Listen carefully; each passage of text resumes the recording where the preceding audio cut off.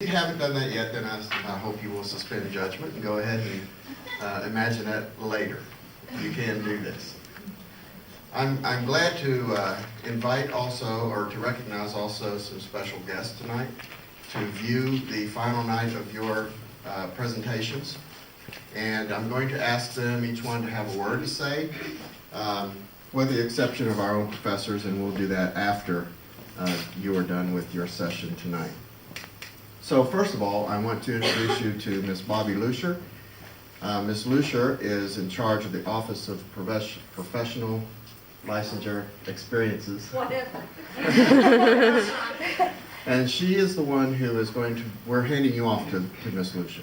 She's the one who's going to be handling all of your experiences in the next round of Residency 2. So I'm glad to introduce her to you and to let her have a few words to say. Thank you. First of all, let me congratulate all of you for being here this evening and for also getting to this point of the start of your professional educator career.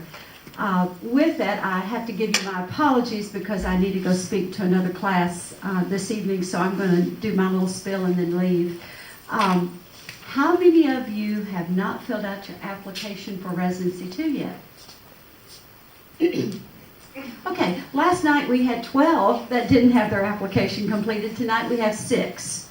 And I have a list, but I'm not going to call their names, all right? If you have not gone to TK20 and filled out your Residency 2 application, you need to do that tonight, please, because I'm completing the list and sending it out to all the departments, like to Dr. Tina Hall back there, so she can look at it and make sure that her students have their application in there, and all your professors will receive the list, because we have to verify our students before they actually go into Residency 2.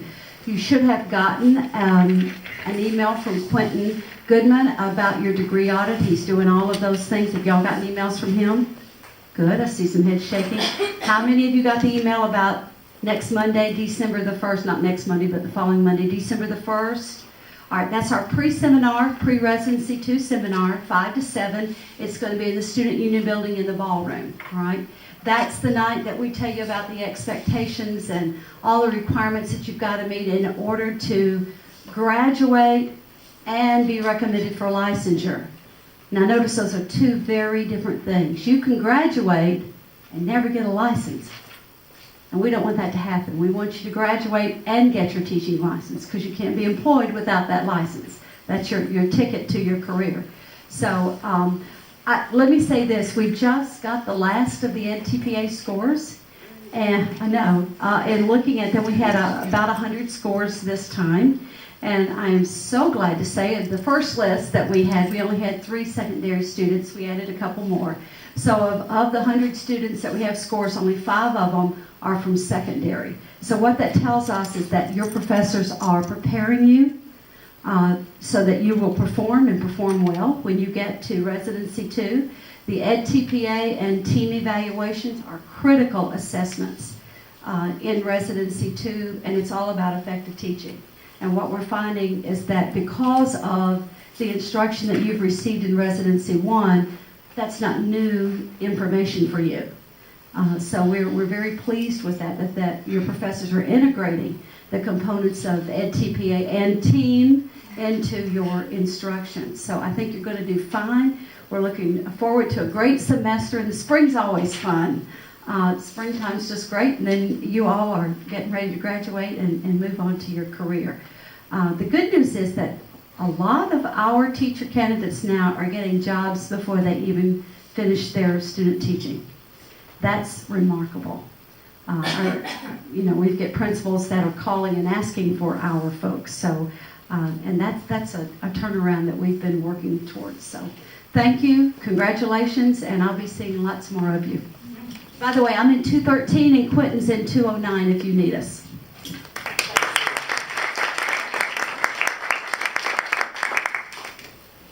I want to recognize a few other guests that we have here tonight, and I also want to mention that our professors, our facilitators are here tonight, and then we'll do that conversation afterward. But first of all, I want to say hello to Dr. Pat Casey from the School of Music and ask you to have anything that you want to say. Well, greetings. I am new to the university, and had I not been new, I probably wouldn't have scheduled a Residency 2 special event across campus here in about 30 minutes. So forgive me for stepping out early. It looks like this is going to be a really cool event. And I congratulate all of you. I've been crossing similar paths, in the schools you've been in, and have run into, the music folks. But I wish you all well, finishing up this semester and into your Residency 2 semester. It's good to be here. I'll have to scoot at 5. So. Thank you, Dr. Casey. And we have, thank you. We have also Dr. Tina Hall from Physical Education. Well, I won't repeat what everybody else has said, but basically, I'm glad to be here, glad to be invited to be a part of this. We've watched the transition into this program, so it's good to see kind of what's happening with it. You all have chosen a great profession, I'll tell you. I taught for 18 years and loved every minute of it. So good luck to all of you, and those jobs are opening, but you do have to apply for them. Dr. Laura Clark from our department. Hi, everybody. I see so many of you that I know, and when Miss Bobby Lucier mentioned team, I hope you remember we had team in 2500. Remember that? Okay, good. I love seeing your faces. Can't wait to see what you do tonight. So remember, when you're doing what you're supposed to be doing, you love it most every day. So hope you're doing what you're supposed to be doing, which is going into teaching. So best of luck. Thank you.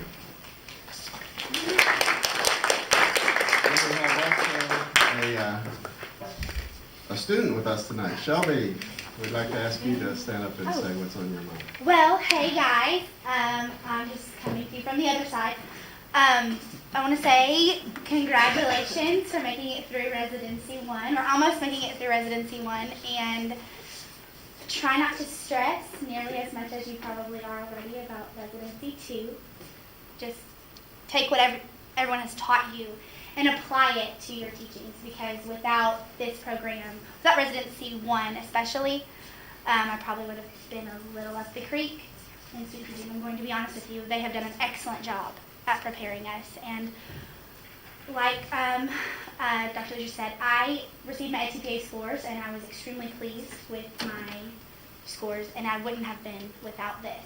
So just take everything that you've learned and apply it. Thanks. Thank you, Shelby.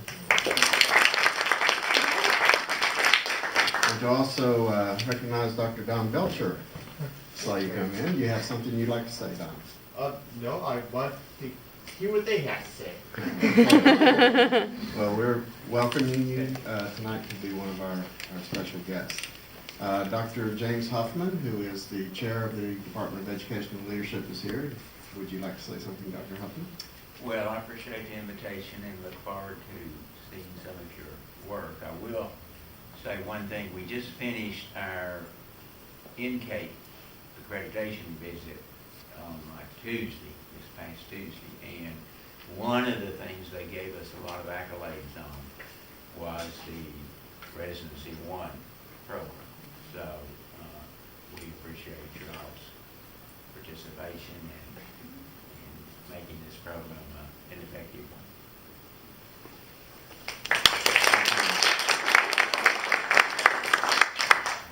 I also want to mention that we have Ms. Julia Maddox. We'll get to all of our professors a little bit later. Ms. Nadine Harris, Mr. Tom Vassar, Dr. Nancy Calkin, and of course Dr. Heather Dillard, and myself, Dr. Terry Gooden. And we are your team. We appreciate you, everyone, and the job that you've done this semester. And we'll talk to you a little bit more after you've done a good job tonight. So if you don't do a good job tonight, we're just going to kind of... But you will. All these people, and you included, have been mentors to me and to us. Each one of us can be a mentor to each other. You're always teaching, no matter what the circumstance. You are communicating with somebody else, you're teaching them something. We have worked together in a collaborative manner for the last semester. I have worked together in a collaborative manner with many of the colleagues that you just heard from and helping to design the Residency 1 program. And we so appreciate that kind of mentorship, that cross-campus, peer-to-peer mentorship that we have had here in designing this program. One great mentor to me for the last 20 years has been my good friend and colleague, Dr. Will Klaus. Dr. Klaus, in his 40-something, almost half a century of experience in the realm of education, has brought to us a lot of experience and guidance throughout this, and not only that, but financial support as well. And we appreciate that so very much. You've noticed him, he comes to the class, he participates, and he even checks in and out with me when he can't be here. And he says, will it be all right if I can't come tonight? So I think that's role reversal because I worked for him for so many years as graduate assistant. So Dr. Klaus, a few words from you, sir. Wow, what a great group of students here. I want to thank Dr. Gooden and his team for permitting me to come and observe.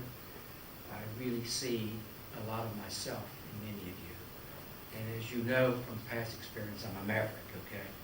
So I expect some of you to be mavericks like myself and like Terry and his team. But I do really see another great generation of teachers. And we need you so, so very much in this world today. And the spirit that I see generating from this group is just phenomenal. And it mirrors the kind of experiences that Dr. Gooden and his team have. So I think you're off to a wonderful life. So good luck to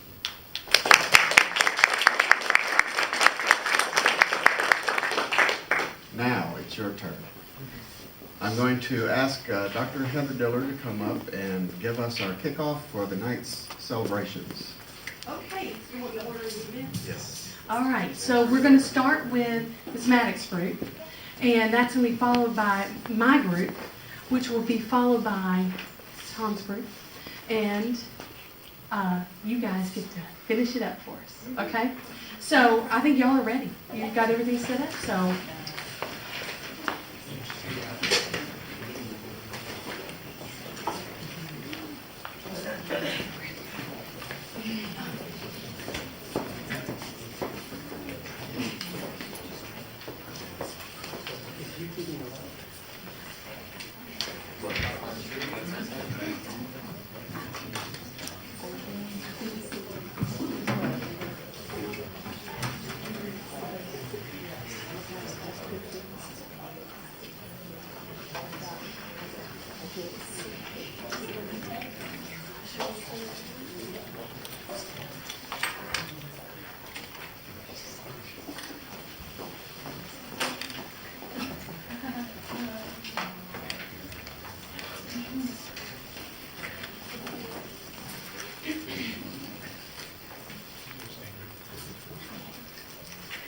Thank you all for joining us this evening.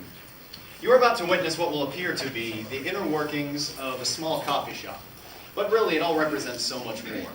We ask that during these next 20 minutes, you reflect on everything that you have learned this semester as we take you through these 4 scenes of what will undoubtedly be an educational, if not humorous, experience.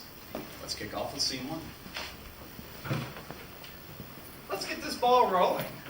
Thank you guys for coming to this meeting today. First on our agenda, I would like to go over some reminders for retirement benefits. Yes, Kate? Is that 403B, 401K, or TCRS? We offer 403B and TCRS. I placed information about both in your mailbox last week, Katie. Keep up with your mail. It is detrimental. Hello? Oh,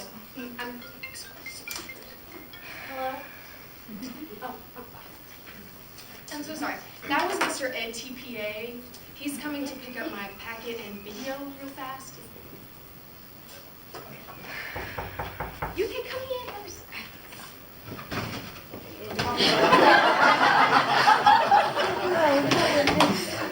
Thank you, Katie. I cannot let you pour over me since I hold your future in my hands. Sorry. Moving on, the next item in our agenda deals with Chivas. Amy? Thank you. Through our data collecting program here at Learn a Latte Cafe, we track individual customer satisfaction and retention rates. Based on our scores last year, we showed little progress reaching varied demographics in our community. Due to these scores, our new targeted menu reaches out to different taste preferences and targeted pricing ranges. Thank you, Amy. Now Mary has something for us. Yes, I want to talk about lesson planning combinations on our new menu. Make sure that objectives are clearly written on the outside of the cup, along with the customer's name. Also, with your knowledge of your customers, make sure to suggest products that best suit their needs. This is detrimental because when you're in your PLC groups, you're going to need to be bringing these in mind and also remembering the new menu. Thank you, Mary. All right, enough chit chat. Let's get this going, team. On 3, I want to let's go Learn a Latte Cafe. 1, 2, 3.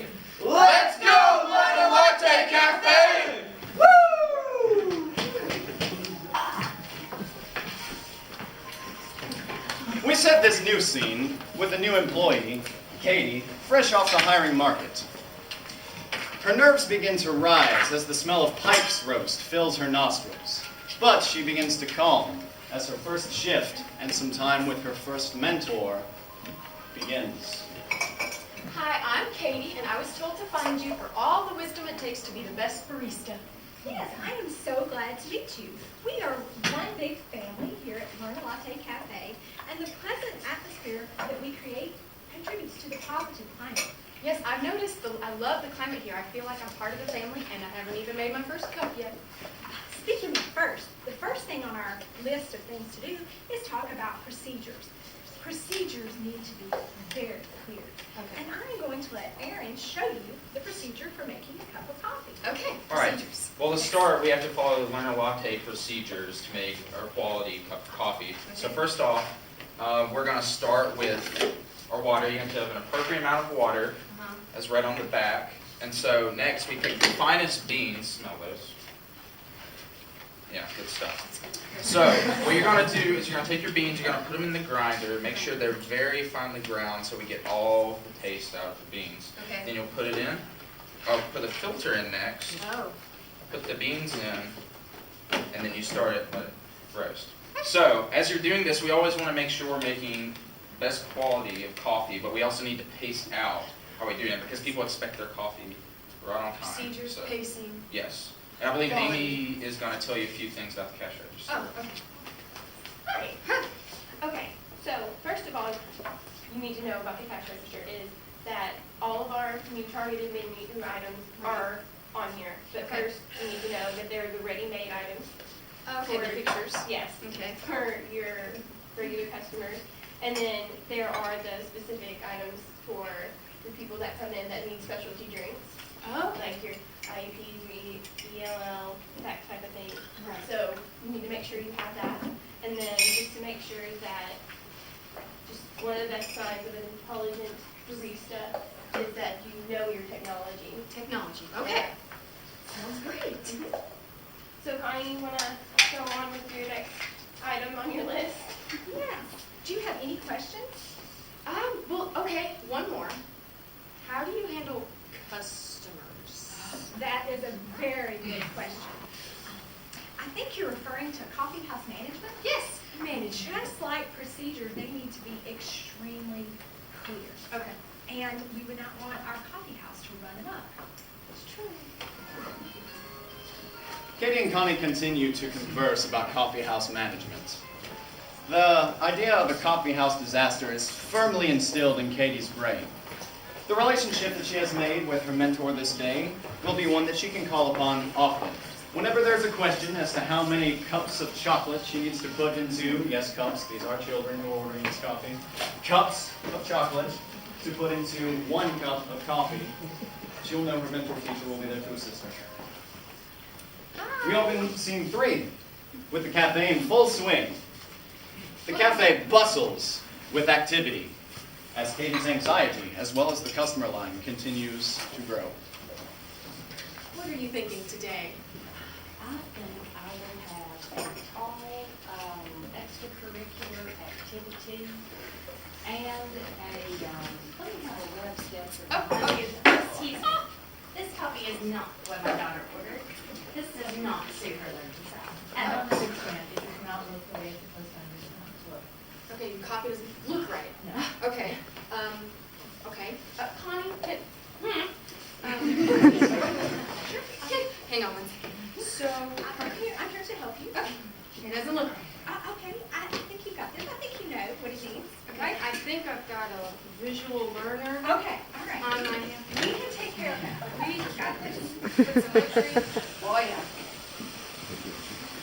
Keep going. lots of visual. Oh. How does this look? Much better. Thank you. Great, no problem. You guys have a great day. I'm so sorry. Okay, that's okay. We love having cafe, learn a lot in our community. We'll see you next time. Thank you. Hey, what can I get for you today? Okay, can I get a grande spread espresso with a double shot of IEP? Yes, I'm actually going to send you over to our barista, Aaron. He serves all our specialty drinks for you. Fantastic, thank you. Hey, so you're ordering the grande spread coffee with the double shot of IAP. Is this your favorite? Oh yeah, it just gets me going in the morning, and they taste excellent with their ESL muffins. I love the ESL muffins. They're my favorite. So, well, there you go. Have a great day. Have a great day, Justin. Thank you, Aaron. Hey, Katie. Yes. Make sure you're doing a great job so far, but make sure you're reminding your customers of the assessment survey at the bottom of the receipt. If they don't know there's a test, how will they know to perform? And one other thing, make sure you're engaging your customers so you can build rapport with them. Yeah? Report. Okay, I could do that. Hi. Hi, How can I help you today? Yeah, I really have no idea. Oh, okay. Well, do you have your customer card with you by chance? Yeah, is it this one? Yes. Yeah, it's that one. Alrighty. Okay, so my data shows you previously purchased our pumpkin spice latte. It's just a basic, boring drink. Yeah, too basic, terrible. Maybe something else. Okay, what if we throw a bunch of cinnamon on top? That usually helps students seeking more enrichment. Definitely, keep going. Keep going. More enrichment. Keep going. That should be good. Oh, yeah, Oh. perfect. Top comes off. Yeah. Nailed it. Thank you. Okay, awesome. And here's your receipt. Okay. Just check out the test at the bottom for us. I'll do it. All right, thanks. Oh, the music's on again. So, now we come to our final scene. The store is closing. And it would seem that the employees are all preparing for their exit. Although it would seem that some are more anxious than others.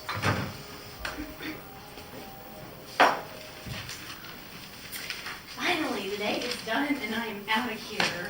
Hold on! We're not done yet. What? But it's closing. There's no more customers.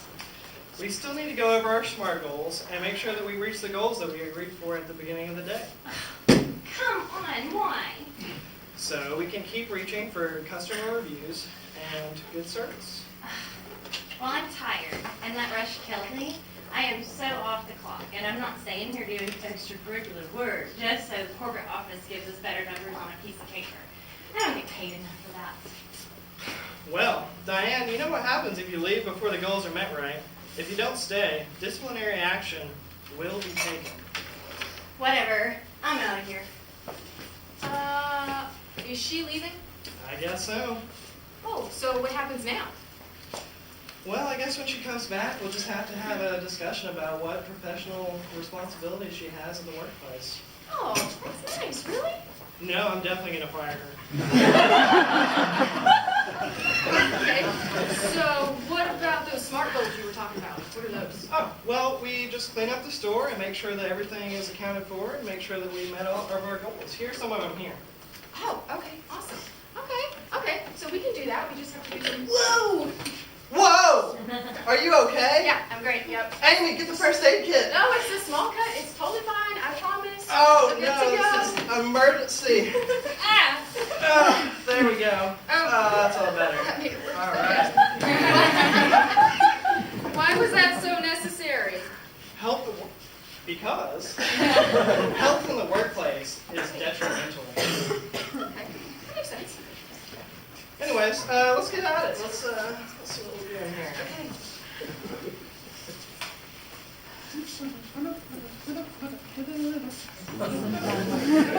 All right, let's take a look and see what we've got here. Very nice job. Very nice job. Very nice. That looks good. Okay. Looks like we're good out here. The back room's all good to go. Looks like we're about ready to get out of here. Awesome. Katie, Yes. I just wanted to let you know, you did a really great job today. Really? Yeah. If you keep up the hard work, I think you'll have a big future here at Learn a Latte Cafe. Awesome. Oh, well, isn't that nice? Wait, who's that? Oh, what? Save your results, Katie. Oh, thank you. You passed. And with the passing of Mr. Ed TPA, our story comes to a close. Katie had quite a busy day, didn't she? Let's give her a hand, shall we?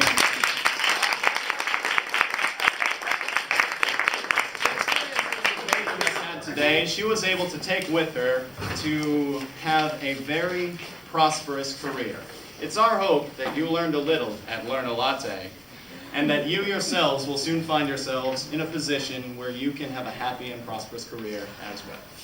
Thank you.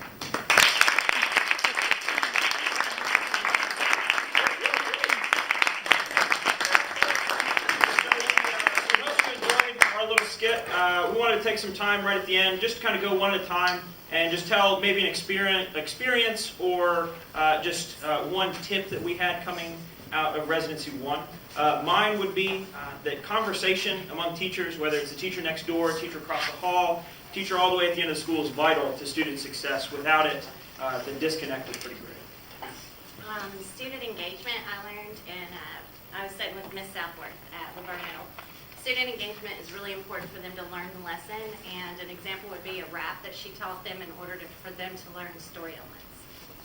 I observed a teacher that incorporated all 4 of the learning styles in one lesson.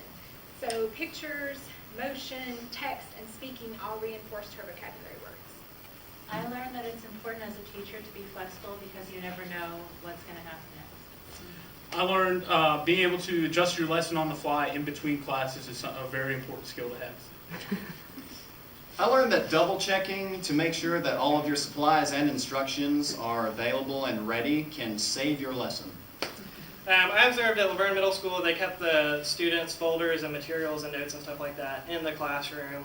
And that was just one way that they prepared the students for success, setting them up through preparation. I observed qualities of a good PLC are communication, accountability, and honesty. I learned that for technology to be properly used for assessment, you need to make sure that firm procedures are set beforehand. And I learned that classroom management should be fair, firm, and consistent throughout all their students.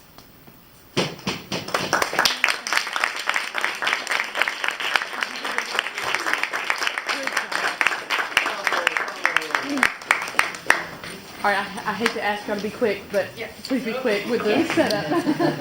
And next week, if you want to get your media set up. Excuse me? Oh, yeah. I tried. I wonder what they got. Latte cafe. They had latte.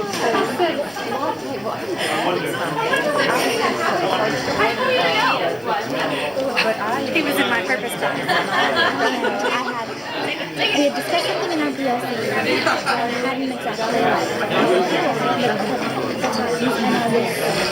the sub got pulled in my classroom. It was just me and her stuff.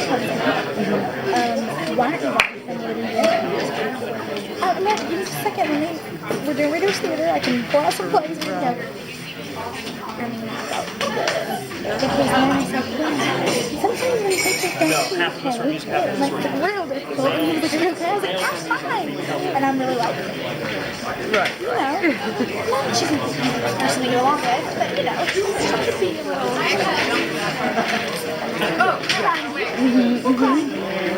And you just have to be. Yeah.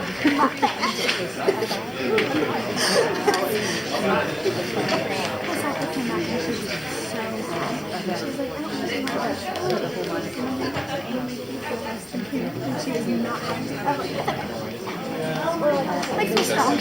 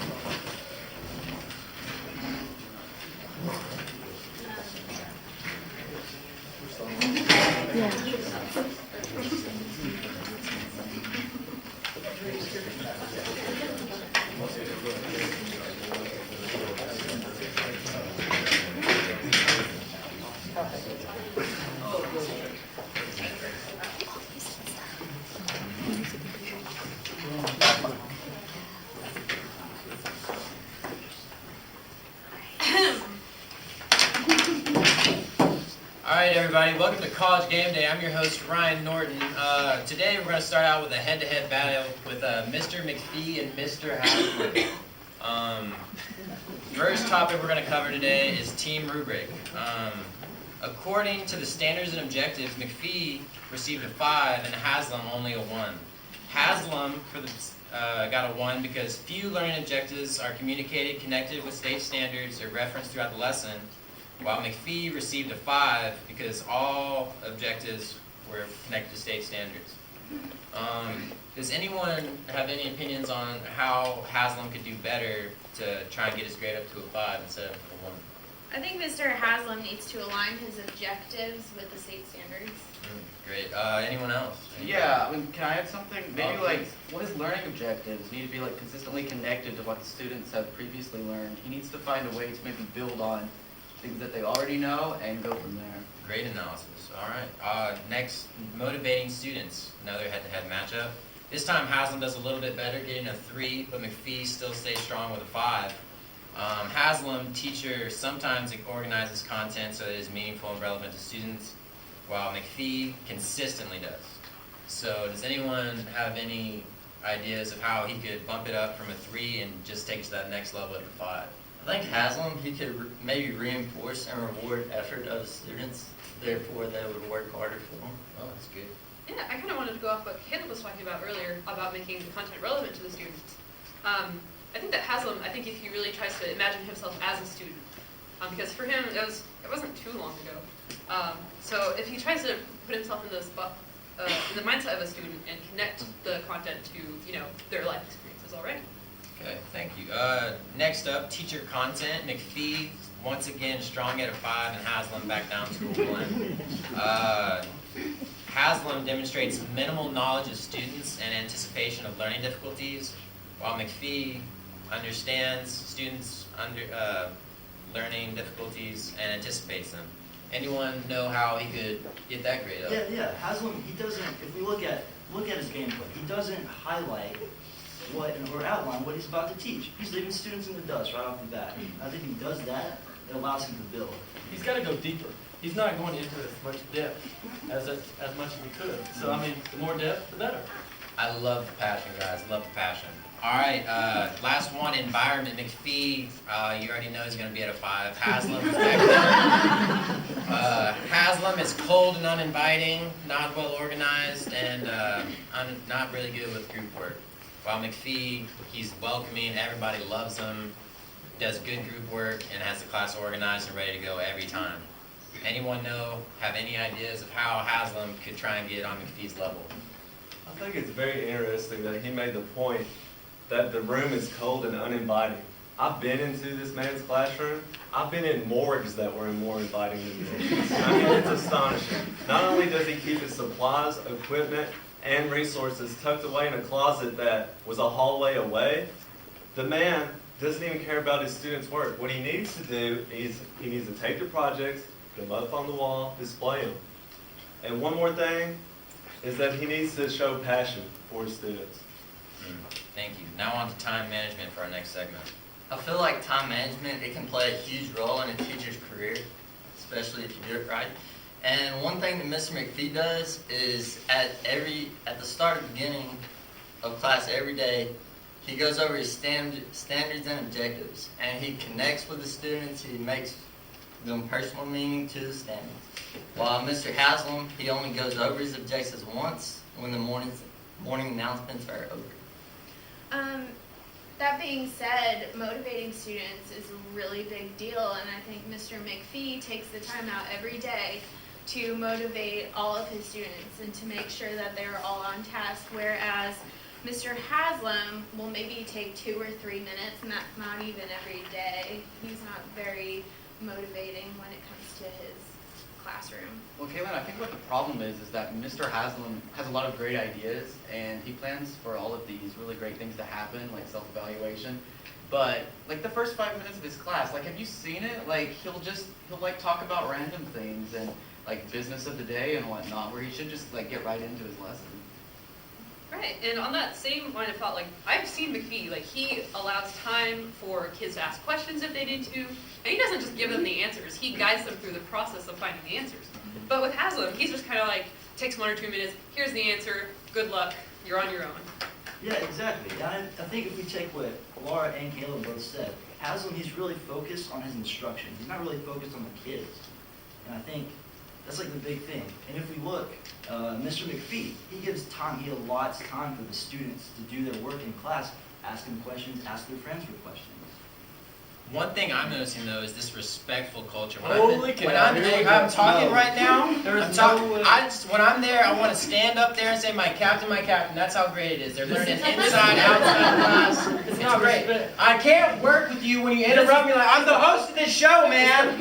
It's every time. I'm out. I can't do it. I'm out. I'm sorry. Okay, after that, the next thing that we're going to be talking about is planning. I've observed Mr. McPhee. Mr. McPhee does a great job of planning. He has his unit plans planned out. He has his lesson plans planned out. He has flex days for review, catch up, substitute, whatever he needs. Each assessment is planned each day. He has his worksheets filled out. They're all filed and ready to go before Monday morning. Anybody else? Anybody else see any planning issues? Well, for Mr. Haslam, everything that he said about Mr. McPhee, pretty much the opposite. This gentleman does his lesson plans 15 minutes before class. If he was the coach of my team, that would be like going out and telling the opposing team in a press conference what we're going to do. He'd probably come out and say, "We're going to run the ball." Guess what? That's what coach is going to make us do. He goes ahead, unprepared, has a video, a cat video, for everyone to see, to grab their attention, right? That's what you would think. Not this man. He spent so much time researching a cat video, he neglected to make the test that he had for that day. I wonder if Ryder in from there. I don't know. He's not actually leaving. He might. Oh no. Anyways, let's move on. Let's look at how Mr. Haslam and Mr. McPhee accommodate their students. They have one kid sitting in the back of the room. He can't see. Oh, welcome back, Ron. Hey, can we go ahead and accommodate this panel? I'm not sitting next to him. Yeah, please don't. No. Caleb, and can you guys switch places, please? No. Okay. Like you tied. Notice the accommodations we moved in our panel. And Mr. McPhee also does this in his classroom. And he uses the IEP at a glance. It's a bullet point thing, and it allows for very quick accommodations. They're both using the IEP. We can see some, but he's using the IEP at a glance, very quick, very quick. What about 504 plans? Yeah, like I said earlier, Mr. Haslam, he puts a student, he can't see them. He's in the back there, he can't see the board, he doesn't know what's going on. He's just kind of like goofing off back there. The 504 plans really do help both parties. Yeah, and like look at Mr. McPhee's class setup. Even like, okay, take for example the classroom. Like I observed last week that he had a student come in a wheelchair, and he like instantly accommodated that student. And there was even a student that was kind of like a little bit visually impaired, and he spent time to research it. Like he even talked to me about it. Yeah, and exactly. Like he cares. Yeah, he's put in the extra effort to show the students that he really does care about. Well, the next thing I want to talk about is classroom management. I think that kind of goes well with the accommodations. Let's talk about Haslam. Did you see that classroom management? Like, I haven't seen anything that cringeworthy since Woodruff from '95. I'm right there with you. The way he yelled at those kids, brutal. He doesn't demonstrate a very appropriate level of authority, and yet they don't respect him. How would you handle it? Well, I think that his biggest problem was addressing the entire class for the troublemakers when he really should have just isolated the 2 troublemakers, because everyone else feels like it doesn't matter what I do, I get the same consequences as these kids who are causing all the problems, you know? That's a fair point, but let's switch gears. Let's talk about McPhee. I mean, it's the perfect model of what you want. Classroom management's on point. Kids know what to do. He knows what he's doing. I mean, he's like the Tom Brady of teachers. Yeah, definitely. Like, there's purpose in everything he does. Like, I can't remember a single moment where the kids weren't actively learning something. You take a look at Haslam, and I can think of at least 4 instances where the kids weren't learning anything. He was just kind of talking. And I think that's why the kids don't really respect them. It's because they don't respect him is because they can't filter between what is important and what isn't, so they just kind of tune out what he's saying. That's real. Yeah. Well, maybe he's just having a rough day, but with team scores like that, I kind of doubt it. He needs to spend a day with McPhee. Yeah, okay, so let's just take a moment here. Did you remember the PLCs last week? Like Mr. Haslam, did y'all hear about it? I mean, like everyone in his group has been complaining, not like just to me, but to everyone else. Like he comes in late, he leaves late. Like he just doesn't even care about, like, is there any way, like, I don't even know what to tell him. Well, I mean, definitely the way that he was sitting out there with his arms crossed and his feet propped up against the table, that sent a pretty clear message. And, I mean, if I was his administrator, I'd be like, look, this is a professional learning community. You need to behave as a professional. Basically, it's like, look at it this way. It's just a series of conversations between you and other teachers about what you're teaching. Like, wouldn't you want to improve your scores? Yeah, exactly. I mean, he just needs to, like, it's sharing ideas. Even if you don't understand something, like, just be open about it. I mean, and just be involved. I think that's key. I think Mr. Haslam definitely needs to get more involved in his PLCs. It might help his scores if he participated more actively. Yeah. Yeah, I think that's really like a great idea. I mean, also like maybe just finding ways to get him more involved. Maybe give him some more responsibility. Like I would probably even look at his. I know we talked about group norms like last week. Maybe his group could reevaluate their group norms and maybe even like state those again so that everybody's held accountable. I'd like to bring up an interesting point that Laura made, and that was professionalism. On the other hand, Mr. McPhee, who I observed, has professionalism. Much like the future Nobel Peace Prize winner, Randy Sloan over here, he's professional. Mr. McPhee puts on his academic language with his attire that's appropriate for class to teach. He not only collaborates with teachers, he shows a positive attitude in that school each and every day. You can't spell unprofessional without Haslam in it, okay? I mean, he's clearly on tenure. I mean, half the time you just got his feet up on the desk. Kids guaranteed easy A. And I mean, it's not even a classroom. They're just chilling, you know? It's terrible. It sounds like he's pretty confident, or is he just lazy? Either way, it sounds like his self-efficacy might be kind of inflated. Mr. McPhee, on the other hand, has completely justified high self-efficacy. I've noticed Mr. McPhee seems to be confident in his abilities in the classroom and have no problem being in front of the students. He has great posture and seems to be very organized and on top of things. I mean, let's just look at it real quick. Take a sec. Mr. Haslam, he's very slouchy, very, very slouchy. He's sweating bullets. He's stumbling over his words a lot. He seems to be unsure of the material that he's even teaching these kids. He doesn't even know what class he's in. I would say he's suffering from a very low self-efficacy. Well, hang on. Maybe Mr. Haslam can work on his organization skills a little bit. Maybe that'll help him out. I feel like he's feeling a little bit insecure about himself. Well, if he can't get his self-efficacy up, maybe he can go sit in on Mr. McPhee's lesson because he sure looks like he knows what he's doing. I agree, that might help him a lot. He could also use a pep talk, so maybe someone just needs to lift his morale a little bit. Well, that's all the time we have for today. Thank you for tuning in to College Game Day. Stay classy, San Diego.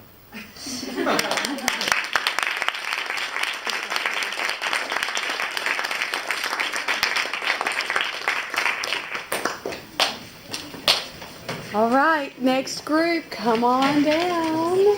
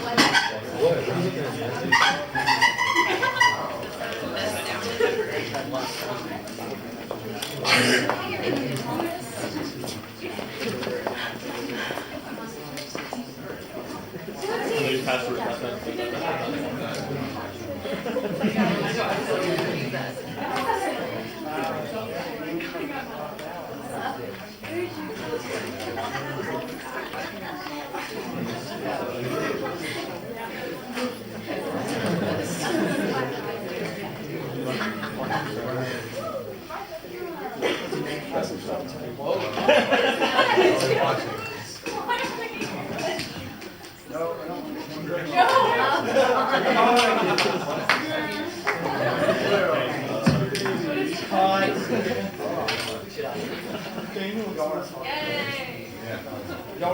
Yeah, Is everybody ready? We are about to begin.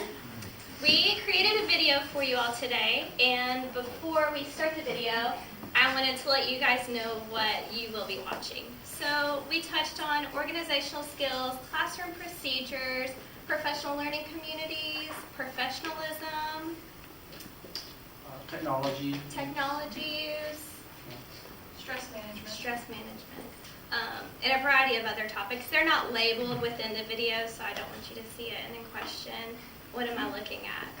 You should be able to know. Yeah, you should be able to know. And then after the video, we're going to go into more depth of our graphical representation that we created to go along with our video. So enjoy. The volume is going to work. No, it played already. Welcome to the first PLC meeting of the year. We're going to start planning the rest of the semester. Let's start by one more.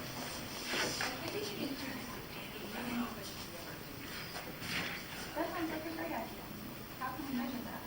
Well, according to last year's TCAP scores, we were at 58%. Could we increase that to 70%? Sounds like a great goal, Chelsea. Thank you. Now let's discuss